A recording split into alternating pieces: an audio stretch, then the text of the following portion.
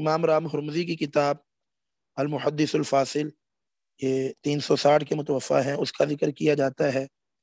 اور اسی طرح یعنی امام حاکم کی کتاب معرفت علوم الحدیث جو ہے، اور اس کے بعد 5ویں صدی ہجری میں خطیب بغدادی آ جاتے ہیں، اور خطیب بغدادی تو پھر خطیب بغدادی ہیں، اور امام بہقی کی کتابیں ہیں، اور اسی طرح امام خلیلی ابو یعلا یعنی خلیل بن عبداللہ بن احمد ان کا نام ہے، ان کی کتاب ہے الارشاد فی معرفت علماء الحدیث، اس کا جو مقدمہ انہوں نے لکھا اس پہ انہوں نے کافی کلام کیا۔ اور آگے بہرحال ہم تفصیل میں چلے جائیں تو اہل علم نے بہت زیادہ جو ہے وہ اس پہ کام جو ہے وہ کیا ہے۔ اور انسان اگر اس فن میں رسوخ چاہتا ہے تو یقیناً یہ جتنی کتب کا میں نے تذکرہ کیا ہے ان کو انسان اپنی نظر میں رکھے، بالاستیعاب دیکھنا، اور اہل علم کے مناہج اور مباحث کا جو انداز ہے اس کو پرکھنا، یہ چیزیں انسان میں بہت رسوخ پیدا کر دیتی ہیں۔ تو اب میں یعنی اس کی تعریف کی طرف آتا ہوں کہ جو علم اصول الحدیث ہے اس کی تعریف کیا ہے۔ تو اس میں 3 لفظ ہیں، علم، اصول اور حدیث۔ سب سے پہلے تو مفرد الفاظ کی تھوڑی سی میں تشریح کر دیتا ہوں کہ علم کا معنی جاننا، دانستن، جاننا اس کا معنی ہے۔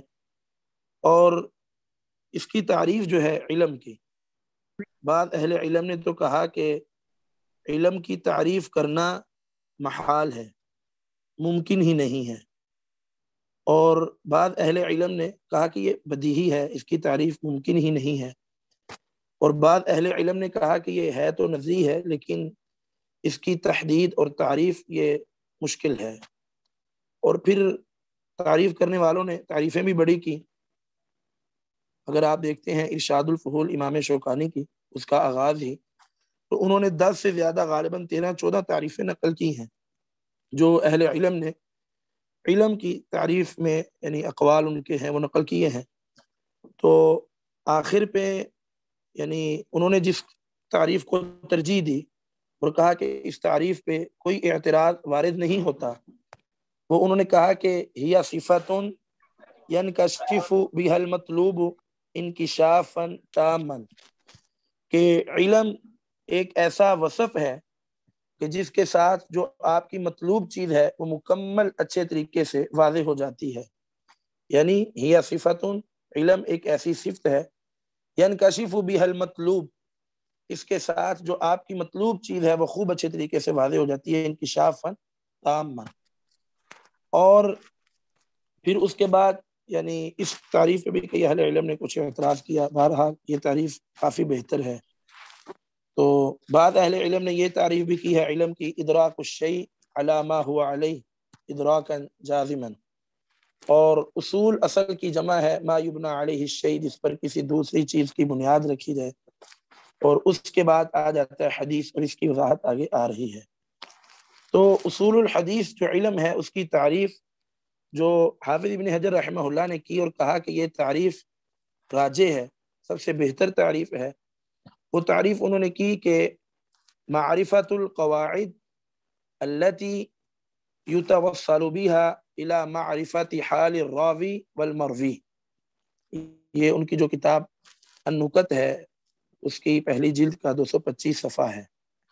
معرفت القواعد، ایسے قاعدوں کی پہچان کہ پہنچا جاتا ہے ان کے ساتھ روایت کرنے والے کی حالت کی پہچان کی طرف، اور جسے روایت کیا گیا ہے اس کی پہچان کی طرف۔ تو مفہوم یہ ہوا کہ روایت کرنے والا اور جو جسے روایت کیا گیا ہے اس کی حالت کی جو پہچان ہے اس تک پہنچنا، یہ اصول الحدیث ہے۔ یہ ریپیٹ روایت کر دیں کرنے والا میں کر رہا ہوں کہ 2 چیزیں ہیں، ایک راوی اور ایک مروی۔ راوی سیف اللہ بھائی میری آواز آ رہی ہے آپ کو؟ جی آ رہی ہے۔ ایک بھائی میسج کر رہے ہیں کہ آپ کی آواز نہیں آ رہی۔ وہ اس بھائی نے جوائن ود آڈیو نہیں کیا ہوگا۔ چلے بس ٹھیک آواز ہے۔ آ رہی ہے، بیچ میں سے یعنی کٹ راوی رہی جو تھی۔ روایت کرنے ٹھیک ہے شکریہ، بس جاری رکھنے دیں۔ یعنی راوی جو روایت کرنے والا ہے اور مروی جسے روایت کیا گیا ہے، یعنی روایت کرنے والا اور جسے وہ روایت کر رہا ہے، اس کی حالت کی پہچان تک پہنچنا، یہ ہے علم اصول الحدیث۔ اور جو تعریف آپ کے سامنے ہے اس وقت، ہوا علم، یعنی یہ بھی یہی تعریف ہے، میں نے پہلے حافظ ابن حجر رحمہ اللہ کے الفاظ پڑھے ہیں، ہوا علم باصول وقواعد یعرف بها احوال السند والمتن، کہ یہ ایسے اصول و قواعد کو جاننے کا نام ہے کہ جن کے ساتھ سند اور متن کی حالت کو پہچانا جاتا ہے۔ اب یہاں جو لفظ سند ہے یہ راوی ہو گیا، اور متن جو ہے وہ مروی ہو گیا، جو حافظ ابن حجر رحمہ اللہ کی تعریف ہے، وہ میں دوبارہ دہرا رہا ہوں، ابن حجر رحمہ اللہ کی تعریف، یعنی معرفت القواعد التي يتوصل بها الى معرفت حال الراوی والمروی۔ اور یہ تعریف جو آپ کے سامنے ہے یہ بھی صحیح تعریف ہے، ہوا علم باصول وقواعد، کہ اصول الحدیث ایسے اصول اور قواعد کے جاننے کا نام ہے جس کے ساتھ سند اور متن کی حالتوں کو پہچانا جاتا ہے۔ کس اعتبار سے؟ من حیث القبول والرد، مقبول اور مردود ہونے کے اعتبار سے۔ اور یہاں میں یہ بات بھی عرض کرتا چلوں کہ چلیں وہ بات آگے پھر تفصیل کے ساتھ آ جائے گی۔ اس کا موضوع کیا ہے؟ یعنی اصول الحدیث جو علم ہے اس کا موضوع ہے سند اور متن، دوسرے لفظوں میں آپ کہہ سکتے ہیں الراوی والمروی، روایت کرنے والا اور جسے وہ روایت کر رہا ہے، یہ اس کا موضوع ہے۔ من حیث القبول والرد، اس کے مقبول اور مردود ہونے کے اعتبار سے، یعنی اصول الحدیث میں سند اور متن، یعنی روایت کرنے والا اور جسے وہ روایت کر رہا ہے، اس کے متعلق بحث کی جاتی ہے کہ وہ مقبول ہے یا مردود ہے۔ یعنی ایک خبر آپ کے پاس ہے، آپ یہ جاننا چاہتے ہیں کہ اس کو روایت کرنے والا جو راوی ہے کیا اس کی روایت قابل قبول ہے یا نہیں ہے، وہ بھی یہاں سے آپ سیکھیں گے۔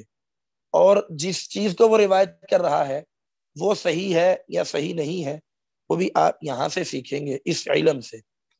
اور آگے اس کا فائدہ جو ہے تمییز الصحیح من السقیم من الاحادیث، صحیح احادیث کو ضعیف احادیث سے جدا کرنا، تمییز الصحیح من السقیم من الاحادیث۔ تو یہ تعریف یعنی علم اصول الحدیث کی اور اس کا موضوع اور اس کا جو فائدہ ہے وہ میں نے آپ کے سامنے عرض کیا۔ اب یہ چیز نیچے جو ہے یعنی حدیث کسے کہتے ہیں، تو انہوں نے یہ تعریف کی ہے ما اضیف الی النبی صلی اللہ علیہ وسلم من قول او فعل او تقریر او صفات، یہ تعریف جو ہے یہاں انہوں نے کی ہے، یعنی ہر وہ چیز اضیفہ ای نصیبہ، یعنی اضیفہ کا ترجمہ آپ نصیبہ لفظ یعنی منسوب کرنا وہ لا کے کر سکتے ہیں، یعنی ہر وہ چیز اضیفہ جس کی نسبت کی جائے الی النبی صلی اللہ علیہ وسلم، اللہ کے رسول صلی اللہ علیہ وسلم کی طرف، من حیث القبول والرد، نہیں من قول او فعل، یعنی چاہے وہ کوئی قول ہے، چاہے وہ کوئی فعل ہے، چاہے وہ کوئی تقریر ہے، او صفت، چاہے وہ کوئی صفت ہے۔ اور بعض اہل علم یہاں دو لفظوں کا اضافہ کرتے ہیں کہ او صفت خلقیت او خلقیت، چاہے اس صفت کا تعلق آپ کی ذات کے ساتھ ہو، کہ آپ کا چہرہ اس طرح کا تھا، آپ کے بال اس طرح کے تھے، اور آپ کے چلنے کا انداز اس طرح کا تھا، اور خلقیہ کہ آپ کا اخلاق اس کے ساتھ ہو۔ بات اہل علم نے یہ تعریف کی ہے، ما اضیفہ، ہر وہ چیز، ما یعنی موصولہ، یہ عموم کا فائدہ دیتا ہے کہ ہر وہ چیز جس کو اللہ کے رسول کی طرف منسوب کر دیا جائے وہ حدیث ہے۔ اور شیخ الاسلام ابن تیمیہ رحمہ اللہ انہوں نے یہاں ایک چیز اور ذکر کی ہے، ان کے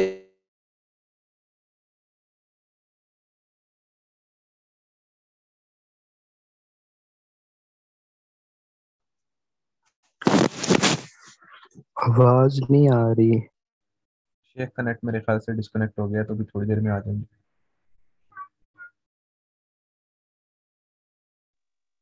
السلام علیکم۔ وعلیکم السلام۔ یہ اچانک پتہ نہیں کیا ہوا، یہ بیک چلا گیا تھا۔ میرے خیال سے نیٹ ڈسکنیکٹ ہو گیا تھا۔ چلیں آپ کنٹینیو رکھیں۔ چلیں، شیخ الاسلام ابن تیمیہ رحمہ اللہ، انہوں نے یہاں ایک اور بات کی ہے۔ انہوں نے ان کے مجموع فتاویٰ کی غالباً 6 جلد میں انہوں نے یہ بات کی ہے، کہتے ہیں الحدیث النبوی هو عند الاطلاق ينصرف الى ما حدث به عنه بعد النبوة من قوله وفعله واقراره۔ میں پھر دہرا دیتا ہوں، الحدیث النبوی هو عند الاطلاق ينصرف، یہ کیا شور ہے، یہ دیکھیں نا سارا معاملہ یہ خراب ایک بھائی کر بار رہے۔ بار مائک جو ہے نا ان میوٹ کر رہے ہیں، میں نے میوٹ کر رہا ہوں پھر ان میوٹ کر رہے ہیں۔ اب دوبارہ انہوں نے ان میوٹ کیا تو میں انہیں نکال دوں گا، کیونکہ یہ بار بار جو ہے نا ہاں مائک بس کھول رہے ہیں۔ ٹھیک ہے، تو کہا کہ الحدیث النبوی ہوا عند الاطلاق، کہ حدیث نبوی جب بولا جاتا ہے مطلق طور پہ تو ینصرف الی ما حدث به عنہ بعد النبوہ، تو یہ ان چیزوں پہ بولا جاتا ہے جو رسول اللہ صلی اللہ علیہ وسلم سے نبوت کے بعد چیزیں روایت کی گئی ہیں۔ احباب اس چیز کو نوٹ کریں جو ابن تیمیہ رحمہ اللہ بات کر رہے ہیں، کہ حدیث نبوی مطلق طور پہ ان چیزوں پہ بولا جاتا ہے ما حدث عنہ بعد النبوہ، جو رسول اللہ صلی اللہ علیہ وسلم کے اعلان نبوت کے بعد ان سے بیان کی گئی ہیں، چاہے وہ اللہ کے رسول کا قول ہو، فعل ہو یا تقریر ہو۔ فہذا کلہ یدخل فی مسمى الحدیث، یہ تمام کا تمام حدیث میں شامل ہے۔ یہ ابن تیمیہ رحمہ اللہ نے بات کی ہے کہ ما حدث عنہ بعد النبوہ، یہ بعد النبوہ، یہ چیز میں آپ کے سامنے رکھنا چاہتا تھا کہ انہوں نے حدیث کی تعریف میں یہ چیز بھی بیان کی ہے۔ اور یہاں میں اپنے سامعین سے یہ بات بھی عرض کرتا چلوں کہ اب یہ جو تعریف کرتے ہیں کہ ما اضیف الی النبی صلی اللہ علیہ وسلم من قول او فعل او تقریر او صفات خلقیت او خلقیت، کہ وہ چیز جو منسوب کی جائے اللہ کے رسول کی طرف، وہ چاہے قول ہو، قول کا مطلب کہ اللہ کے رسول نے یوں کہا ہے، فعل کا مطلب کہ اللہ کے رسول نے یہ کام کیا ہے، تقریر کا مطلب کہ ایک کام اللہ کے رسول کے سامنے کیا گیا تو آپ نے اسے منع نہیں کیا، اور صفت خلقیت، کہ آپ کی جو جسم ہے اس کے متعلق بات کی جائے کہ آپ کا ہاتھ اس طرح کا تھا، چہرہ اس طرح کا تھا، بال اس طرح کے تھے، قدم مبارک اس طرح کے تھے، اور خلقیت، کہ آپ کا اخلاق وہ کس طرح کا تھا، یہ چیز انہوں نے بیان کی ہے۔ بعض اہل علم یہاں یہ بھی کہتے ہیں کہ یہ جو صفت خلقیہ ہے یعنی اخلاق، یہ چیز یہاں نہیں ذکر کرنی چاہیے، کیونکہ وہ رسول اللہ کے اقوال اور افعال میں ہی شامل ہے۔ یعنی ہم اللہ کے رسول کا جب اخلاق بیان کریں گے، یہاں وہ اللہ کے رسول کی کوئی بات ہوگی یا فعل ہوگا، تو بات ہوگی تو وہ قول میں آ جائے گی، فعل ہوگا تو فعل میں آ جائے گا۔ تو یعنی وہ اہل علم یہ کہتے ہیں کہ ما اضیف الی النبی من قول او فعل او تقریر او صفات خلقیت، بس خلقیت کو اس میں شامل نہیں کرنا۔ اور ابن تیمیہ رحمہ اللہ نے جو بات کی ہے، یعنی ما حدث عنہ بعد النبوت، یہ چیز بھی ذہن میں رکھیے گا کہ انہوں نے یہ بات کی ہے، اور اس میں بھی تفصیل ہے ٹھیک ہے، وہ انشاءاللہ اسی مناسب جگہ پہ آ جائے گی۔ تو اس کے بعد یہ نیچے والی چیزیں یہ میں ذرا چھوڑ رہا ہوں، کیونکہ آگے کتاب میں ان چیزوں پہ بحث آ جانی ہے، خبر ہے، اثر ہے، اور آگے اسناد کے متعلق جو بات ہے وہ میں چھوڑ رہا ہوں، کیونکہ آج کی ہماری نشست کا عنوان صرف یہی تھا کہ اصول الحدیث کی تعریف۔ حدیث یعنی اس کا جو لغوی معنی ہے وہ نئی چیز کو کہتے ہیں، اور خبر دینے کو بھی کہتے ہیں، اور بھی کئی معنی اہل علم نے کیے ہیں، جیسے قرآن میں ہے ومن اصدق من اللہ حدیثا، ٹھیک ہے، یہاں خبر کے معنی میں اس کا استعمال ہے، اور بھی لغوی اعتبار سے تو بہرحال الگ بحث وہ آ جاتی ہے۔ تو بہرحال اس حوالے سے میں اتنی ہی باتیں عرض کرنا چاہتا تھا۔ اس کے بعد تھوڑا السلام سا علیکم۔ امام ذہبی رحمہ اللہ کے السلام علیکم وعلیکم السلام۔ استاد جی سکرین بار بار بیک جائی وعلیکم جا رہی ہے، السلام۔ وہ ادھر سے کوئی مسئلہ بن رہا ہے؟ میں نے بولا سکرین بیک جائی جا رہی ہے، بار بار بند ہو رہا ہے زوم ایپ، ادھر سے کوئی مسئلہ بن رہا ہے؟ جی آپ کی طرف سے مسئلہ ہوگا، آپ کا نیٹ کا آپ کا مسئلہ ہوگا۔ نیٹ کا مسئلہ ہوگا، وہ ٹھیک کر لیں، وہ نیٹ کا مسئلہ ہوگا وہ ٹھیک کر لیں۔ اب امام ذہبی ٹھیک ہے۔ رحمہ اللہ ان کے حالات پہ کو 2-4 منٹ ہم بات کر لیتے ہیں اختصار کے ساتھ۔ اور امام ذہبی رحمہ اللہ ان کا ایک نام ہے، اور نام ہی جو ہے وہ ایک دلیل کے طور پہ استعمال کیا جاتا ہے۔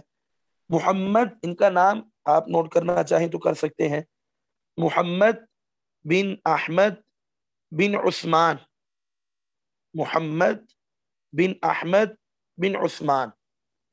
تو ان کو ذہبی کہا جاتا ہے، ذہبی، ہاں پہ فتح ہے، ذہبی، اور ابن الذہبی بھی یہ اپنے آپ کو لکھتے تھے، مشہور تو یہی ہے امام ذہبی، لیکن انہوں نے خود اپنا نام جو لکھا امام صاحب نے وہاں ابن الذہبی لکھا۔ کہتے ہیں کہ ان کے والد صاحب جو ہے وہ سونے کا کام کرتے تھے، تو اس کی طرف نسبت کرتے ہوئے جو ہے یہ ان کو ذہبی کہا گیا۔ اور بعض اہل علم نے یہ بھی لکھا ہے کہ عمر کے آغاز میں انہوں نے بھی یہ کام کیا ہے، اس لیے یہ بھی ذہبی ہیں، ذہبی بھی ہیں اور ابن الذہبی بھی ہیں۔ 673 کی ان کی پیدائش ہے، اور 748 کی ان کی وفات ہے۔ نام ہے محمد بن احمد بن عثمان۔ اور اس کے بعد یعنی تفصیلی ترجمہ دیکھنا چاہیں، ایک تو ان کے حالات وہ ہیں جو عام رجال کی کتابوں میں دوسرے لوگوں کے ساتھ ہیں، اور بعض اہل علم نے ان کے حالات زندگی پر الگ سے کتابیں لکھی ہیں، اور 2 کتابیں مشہور و معروف ہیں، تو میں آپ کو یہاں سکرین پہ دکھا دیتا ہوں۔ سیف اللہ بھائی میں دکھا سکوں گا اگر کوشش کروں؟ جی جی آپ دکھا سکیں گے۔ وہ آ نہیں رہا آپشن۔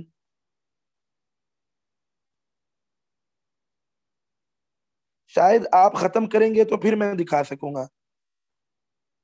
جی میں نے ختم کر دی۔ ٹھیک ہے، اوپن ہو گیا ہے، میں ابھی دکھا دیتا ہوں۔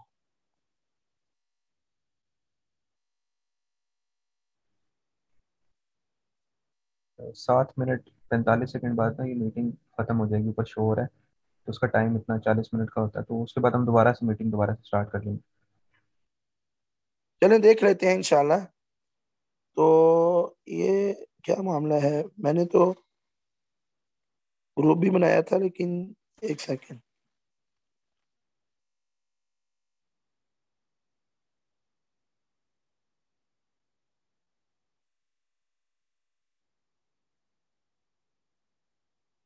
شاید مشکل ہو رہی ہے، چلیں پھر رکھ لیتے ہیں۔ بہرحال ایک کتاب یہ مشہور محقق عالم ہے بشار عواد معروف، انہوں نے بڑا کام کیا ہے امام ذہبی رحمہ اللہ کی کتابوں پہ، تو انہوں نے کتاب لکھی اور اس کتاب کا نام رکھا الذہبی ومنہجہ فی کتابہ تاریخ الاسلام۔ یہ کتاب کا نام ہے، میں پھر لے دیتا ہوں، الذہبی ومنہجہ فی کتابہ تاریخ الاسلام۔ اور دوسری کتاب عبدالستار یعنی مصنف کا نام ہے، ان کی ہے، اس کتاب کا نام ہے الحافظ الذہبی مؤرخ الاسلام ناقد المحدثین امام المعدلین والمجرحین، یہ دوسری کتاب کا نام ہے۔ اور یہ دو کتابیں ماشاءاللہ بڑی ضخیم کتابیں ہیں، یعنی ایک کتاب کے صفحات 500 سے زیادہ ہیں اور ایک بھی شاید 400 سے اوپر صفحات ہیں اس کتاب کے۔ اور امام ذہبی رحمہ اللہ صرف علم حدیث میں ہی نہیں، اللہ نے ان کو اور بھی علوم و فنون میں بڑا مقام و مرتبہ دیا تھا۔ سب سے پہلے تو علم قراءات جو ہے اس میں بڑے ماہر تھے یہ، اور ایک کتاب بھی ان کی مطبوع ہے، معرفت القراء الکبار علی الطبقات والاعصار، یہ کتاب کا نام ہے۔ یہ کتاب ان کی نیٹ پہ آسانی کے ساتھ مل جاتی ہے۔ اور ایک اور کتاب ہے ان کی التلویحات فی علم القراءات، یہ چھپی نہیں ہے لیکن مخطوطہ بہرحال اس کا اہل علم کو مل گیا ہے۔ تو یہ دو کتابیں علم قراءات پہ ہیں امام ذہبی رحمہ اللہ کی۔ اور پھر دوسرے نمبر پہ علم حدیث جو ہے، علم حدیث میں اتنی معرفت ہے ان کی کہ امام سیوطی رحمہ اللہ نے لکھا ہے کہ ابن حجر رحمہ اللہ کہتے تھے کہ شربت ماء زمزم، میں نے زمزم کا پانی پیا اس نیت سے لِأَصِلَ إِلَى مرتبۃ الذہبی، کہ میں امام ذہبی کے مرتبہ تک پہنچ جاؤں۔ آپ اندازہ فرمائیں کہ شیخ الاسلام ابن حجر جیسا شخص وہ اس نیت کے ساتھ زمزم پی رہا ہے کہ میں امام ذہبی کے مقام و مرتبے کو پہنچ جاؤں۔ اور تاریخ کے علم کے ساتھ بھی بڑی مہارت تھی، اور اس پہ انہوں نے کتاب بھی لکھی تاریخ الاسلام، جو بڑی مشہور و معروف کتاب ہے۔ اور اسی طرح عقیدہ جو ہے، علم العقیدہ، اس میں بھی بڑی مہارت تھی، اور کتاب بھی لکھی العلو، جو اہل علم کے ہاں مشہور و معروف کتاب ہے۔ اور ایک اور کتاب ہے عدم فناء النار، اس حوالے سے بھی انہوں نے ایک رسالہ جو ہے وہ لکھا تھا، یعنی امام ذہبی رحمہ اللہ نے۔ اور عقیدے کے اعتبار سے امام صاحب سلفی تھے، اور سلفی بھی ایسے کہ صحیح پکے ٹھکے سلفی تھے۔ اور اگر کبھی موقع ملا تو ان کی کتاب جو سیر اعلام نبلاء ہے، اس سے کچھ اقتباسات میں آپ کے سامنے عرض کروں گا کہ شیخ صاحب یعنی امام ذہبی کس طرح کے سلفی تھے۔ اور امام ذہبی، ان کے شیوخ کی تعداد جو ان کے اساتذہ تھے، اہل علم نے 1300 لکھی ہے کہ امام ذہبی نے 1300 اساتذہ سے علم حاصل کیا۔ اور ان کی جو تصنیفات ہیں، مصنفات ہیں، بشار عواد معروف حفظہ اللہ، انہوں نے ان کی تصنیفات کی جو تعداد ہے وہ 215 لکھی ہے۔ اور جو دوسرے مصنف ہیں جن کی کتاب کا میں نے نام لیا، عبدالستار صاحب جو ہیں، انہوں نے 270 کتابوں کے نام لکھے ہیں جن کو امام ذہبی نے لکھا تھا۔ اور انہی کتابوں میں ایک کتاب یہ الموقظہ ہے۔ اور الموقظہ کتاب وہ ہے کہ جو دراصل امام ابن دقیق العید ان کی کتاب تھی الاقتراح فی بیان الاصطلاح، یہ کتاب تھی امام ابن دقیق العید کی، اور ان کا نام محمد بن علی ہے، اور وہ 702 کے متوفا ہیں، 702 کے، دقیق العید کے نام سے مشہور ہیں، الاقتراح فی بیان الاصطلاح۔ تو اس کتاب کو مختصر کیا امام ذہبی رحمہ اللہ نے، اور مختصر کے ساتھ ساتھ کچھ اضافے بھی کیے، کچھ باتوں پہ تعاقب بھی کیا، اور استدراک بھی لکھا۔ اور اہل علم یہ بات لکھتے ہیں کہ اس کتاب میں ایسے فوائد موجود ہیں کہ جو اس فن کی دوسری کسی کتاب میں موجود نہیں ہے۔ بلکہ میں آپ احباب سے یہ بات بھی شیئر کروں کہ میں نے शेख अल मुहद्दिस मौलाना इरशाद उल हक असरी हफिज़हुल्लाह सुब्हानहु व तआला, उनसे ये सवाल किया कि तालिब इल्म के लिए कौन सी किताबों का मशवरा देते हैं जिनका हमेशा मुताला करना चाहिए, जो इस फन में अहम किताबें हैं। तो उन्होंने कहा कि जो किताबें इख्तिसार के साथ लिखी गई हैं उनमें दो किताबें, उनमें सरे फहरिस्त सबसे पहले उन्होंने ये अल-मुक़िज़ा जो इमाम ज़हबी रहमहुल्लाह की किताब है इसका नाम लिया, और दूसरे नंबर पे इब्न हजर अस्क़लानी रहमहुल्लाह की किताब जो नुज़हतुन नज़र की शरह है, शरह नुख़बा, उसका नाम लिया। कहा कि ये दो किताबें तो तालिब इल्म को खूब अच्छे तरीके के साथ पढ़नी चाहिए, बाकी मुतव्वलात जो किताबें हैं, बड़ी किताबें हैं, उनकी तफसील अलग है। उनकी किताब सियर अअलामिन नुबला है, और इसी तरह इमाम ज़हबी की जो किताब है मिज़ानुल इअ्तिदाल है, और तज़किरतुल हुफ़्फ़ाज़ है, और तारीख़ुल इस्लाम है, और मिज़ानुल इअ्तिदाल है, तो अल-मुग़नी फ़ी ज़ुअफ़ा है। तो वो किताबें आप देखें तो यकीनन इंसान ये कहने पे मजबूर हो जाता है कि ये एक माहिर फ़न की किताबें हैं। और अब तो माशाअल्लाह इनकी किताबों से अहले इल्म ने कई एक किताबें उनको लिखा है। एक किताब है ज़वाबितुल जर्ह व तादील के नाम से छपी है, और ग़ालिबन उसके 900 से ज़्यादा सफ़हात हैं, और उस साहिब किताब ने ये काम किया है कि पूरी जो इमाम ज़हबी की किताब है सियर अअलामिन नुबला, तो इमाम ज़हबी ने उसमें जहाँ-जहाँ जरह व तादील के ज़वाबित और क़वाइद के मुतालिक बात की है उसको अलग से एक किताब में उसने जमा कर दिया। और इसी तरह एक किताब है उसमें अक़ीदे के मुतालिक जो इमाम ज़हबी की आरा है उसको उन्होंने जमा कर दिया। तो इस तरीके के साथ यानी, और यकीनन अहले इल्म जानते हैं कि इमाम ज़हबी रहमहुल्लाह का जो नाम है वो इस फ़न में एक सनद के तौर पे माना और तस्लीम किया जाता है।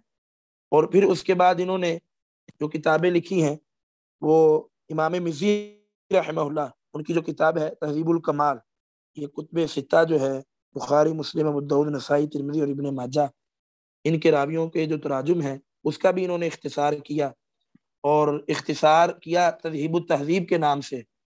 और फिर उसके बाद इन्होंने किताब लिखी अल-काशिफ़ के नाम से, जिस तरह इमाम ज़हबी रहमहुल्लाह की इमाम इब्न हजर अस्क़लानी रहमहुल्लाह की किताब है ना तक़रीबुत तहज़ीब, इसी तरह पे उन्होंने भी किताब लिखी, और उसमें बस रावी का तर्जुमा, नाम, और ये रावी सिक़ा है, ये सिक़ा नहीं है, बस ये उन्होंने जो है वो बयान किया। और आखिर पे मैं सिर्फ इतना अर्ज़ करता चलूँ कि इनकी वफ़ात का जो किस्सा है यानी इमाम ज़हबी रहमहुल्लाह की, वो भी बहुत अजीब है जो उनके बेटे ने बयान किया। वो कहते हैं कि असर की नमाज वालिद मुहतरम अदा कर चुके थे, और कुछ यानी बीमारी उन पे तारी थी, तो मगरिब की नमाज का वक़्त करीब था। तो कहते मुझे उन्होंने पूछा कि मगरिब की नमाज का वक़्त हो चुका है, ये बिल्कुल आखिरी टाइम है इमाम ज़हबी रहमहुल्लाह की ज़िंदगी का।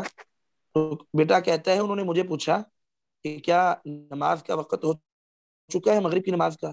तो कहते हैं मैंने उनको कहा कि क्या आपने असर की नमाज नहीं पढ़ी? तो कहते हैं उन्होंने मुझे कहा कि असर की नमाज जो है वो तो मैंने पढ़ी है, लेकिन मगरिब की नमाज मैंने अभी तक अदा नहीं की। सुभान अल्लाह, आप अंदाज़ा करें इमाम ज़हबी रहमहुल्लाह का। यहाँ मुझे वो बात भी याद आ रही है कि इमाम ज़हबी रहमहुल्लाह ने अपने एक शागिर्द को एक नसीहत लिखी, वो भी नेट पे आसानी के साथ मिल जाती है, मेरे पास भी PDF में मौजूद है। और उसमें अपने शागिर्द को नसीहत करते हुए इमाम ज़हबी ये जुमला कहते हैं, सबसे पहले कहते हैं बेटा नमाज की पाबंदी करना, और नमाज अगर ज़ाया हो गई तो तेरा ये पढ़ने का और ये सारा कुछ नसीहत लेने का कोई फ़ायदा नहीं है, और ज़िंदगी के बिल्कुल आखिरी अय्याम है। और बेटा कहता है कि असर की नमाज वाले साहब पढ़ चुके थे, और कहते हैं कि अदाखला वक्तुल मगरिब, बेटा क्या मगरिब का वक़्त दाखिल हो चुका है? बेटा कहता है मैंने कहा अलम तुसल्लिल अस्र, क्या आपने असर की नमाज नहीं पढ़ी? इमाम ज़हबी ने कहा नाम पढ़ी है, वलाकिन लम उसल्ली المغرب इला الآن,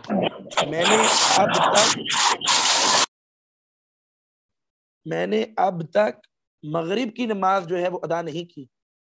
तो बेटा कहता है मैंने उनसे सवाल किया कि अबू जान, क्या मगरिब और इशा जो है इसको तकदीमन जमा किया जा सकता है? अहले इल्म जानते हैं कि जमा की दो किस्में हैं, एक जमा तकदीम और एक ताखीर। जमा तकदीम ये होती है कि जोहर के साथ असर को पढ़ना, मगरिब के साथ इशा को पढ़ना, और जमा तखीरी होती है कि असर के साथ मगरिब को पढ़ना और इशा के साथ मगरिब को पढ़ना। तो बेटा कहता है मैंने उनसे पूछा कि अबू जान, क्या मगरिब की नमाज के साथ ही इशा पढ़ सकते हैं? फ़अफ़्ताहु बिज़ालिका, इमाम ज़हाबी ने फतवा दिया कि हाँ पढ़ सकते हैं।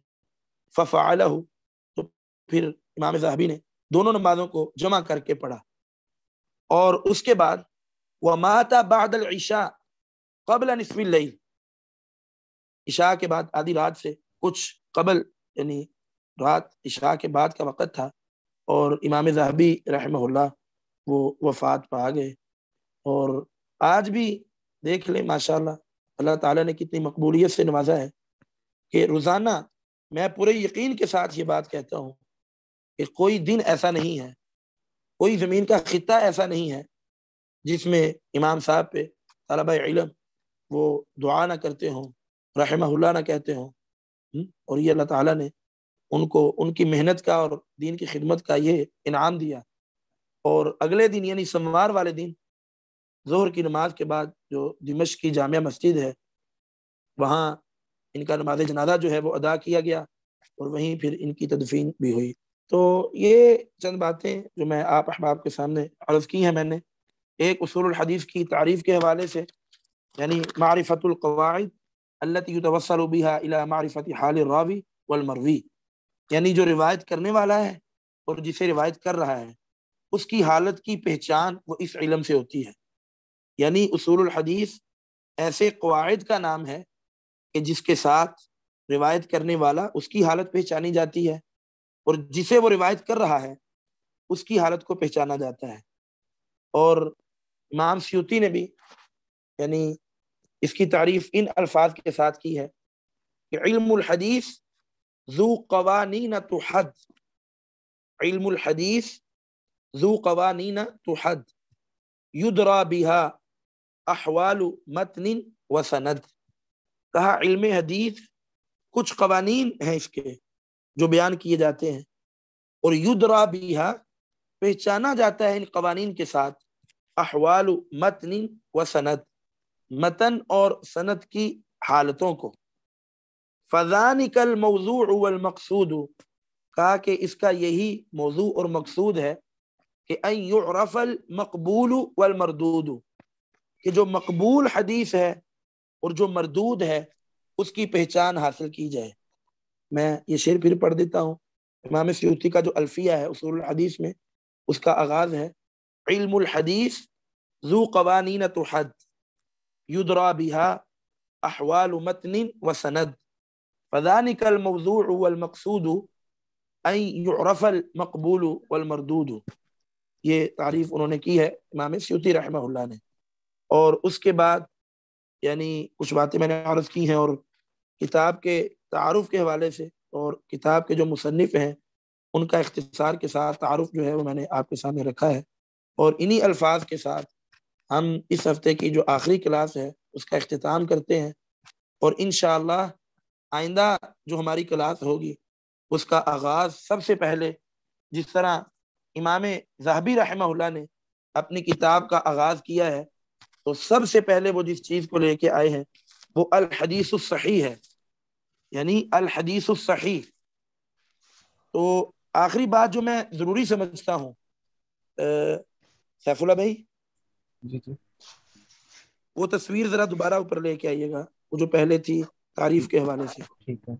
हाँ ये आ गई है। अब जो अहबाब मेरी बात को ज़रा सुन रहे हैं वो तवज्जो कीजिएगा। अब हदीस की तारीफ पे गौर करें। मा उज़ीफ़ा इलन नबी, कि जिस चीज की भी निस्बत नबी करीम सल्लल्लाहु अलैहि वसल्लम की तरफ हो वो हदीस है। اس سے ایک مسئلہ ثابت ہوتا ہے، وہ یہ کہ ہر حدیث جسے ہم حدیث کہتے ہیں وہ صحیح نہیں ہوتے۔ یہ تعریف سے یہ بات بالکل واضح سمجھ میں آ رہی ہے کہ ما اضیف الی النبی، جس چیز کی بھی نسبت رسول اللہ کی طرف ہو، محدثین نے کہا کہ وہ حدیث ہے۔ اب صحیح اور ضعیف کی کچھ شرائط اور قوانین اہل علم نے رکھے ہیں، اور اس کے مطابق پھر اس کو پرکھا جاتا ہے۔ مثال کے طور پہ بات کرنے والا کہتا ہے رسول اللہ نے یوں کہا، اب یہ حدیث ہے۔ اب یہ بحث اگلی ہے کہ کیا یہ حدیث صحیح ہے یا یہ حدیث صحیح نہیں ہے۔ یہ چیز میں بتانا چاہتا تھا کہ کسی بھی چیز کو حدیث کہہ دینے سے یہ ضروری نہیں ہوتا کہ وہ ثابت بھی ہو، وہ صحیح بھی ہو۔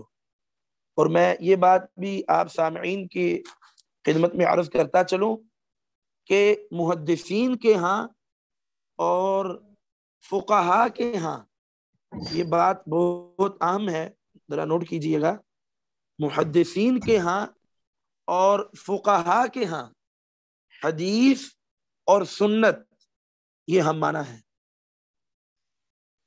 یہ چیز نوٹ کرنے والی ہے، محدثین کے ہاں اور فقہا کے ہاں جو لفظ سنت اور حدیث ہے، حدیث اور سنت یہ ہم معنی ہے، اس میں کوئی فرق نہیں ہے۔ نہ فقہا اس میں فرق کرتے ہیں، نہ محدثین اس میں فرق کرتے ہیں۔ میں صرف اشارہ کرتا ہوں، آپ فقہی کتابیں اٹھا کے دیکھ لیں، وہ چاہے احناف کی ہیں، وہ چاہے شافیوں کی ہیں، مالکیوں کی ہیں، حنبلیوں کی ہیں، ظاہریوں کی ہیں۔ آپ مثال کے طور پہ آپ مدارس کے طلبہ ہیں، آپ اصول الشاشی اٹھا لیں، آپ نور الانوار جو ہے وہ اٹھا لیں اور دیکھیں کہ کتاب والے نے سنت کی کیا تعریف کی ہے۔ بس اس چیز کو آپ نوٹ کریں۔ اور میں نے یہ اشارہ اس لیے کیا کہ آج کچھ فرقے نئے نئے جو ہیں وہ پیدا ہوئے، اور انہوں نے حدیث اور سنت ان کے درمیان ایک اختراعی فرق جو ہے وہ بیان کیا، اور اس کے تحت بھی بہت کچھ کیا۔ تو یہ ایک الگ تفصیل طلب جو ہے وہ باتیں ہیں۔ بہرحال محدثین سنت اور حدیث اس میں کوئی فرق نہیں کرتے، سنت حدیث ہے، حدیث سنت ہے۔ اور بعض فقہا وہ لفظ سنت کو فرض کے مقابلے میں بولتے ہیں، یعنی یہ کام فرض ہے اور یہ سنت ہے۔ ابن حجر رحمہ اللہ نے فتح الباری میں یہ بات لکھی ہے، کہتے ہیں کہ سنت لفظ کو فرض کے مقابلے میں بولنا، کہا کہ یہ درست نہیں ہے، بلکہ کہا کہ یہ اصطلاح محدث ہے، یعنی گھڑی گئی ہے۔ سلف اس لفظ کو اس معنی میں استعمال نہیں کرتے تھے، یعنی سنت سے مراد یہ لینا کہ یہ کام فرض نہیں ہے، کہا کہ یہ چیز درست نہیں ہے۔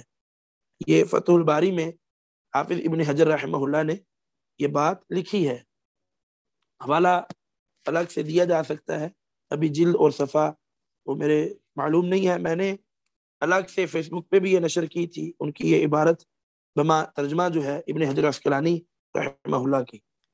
تو بہرحال ایک تو جو بات میں نے آخر پہ عرض کی کہ حدیث اور سنت یہ ہم معنی ہے، اس میں کوئی فرق نہیں ہے۔ اور دوسری چیز کہ کسی بھی چیز کو حدیث کہنا، اس سے یہ لازم نہیں آتا کہ وہ صحیح بھی ہو،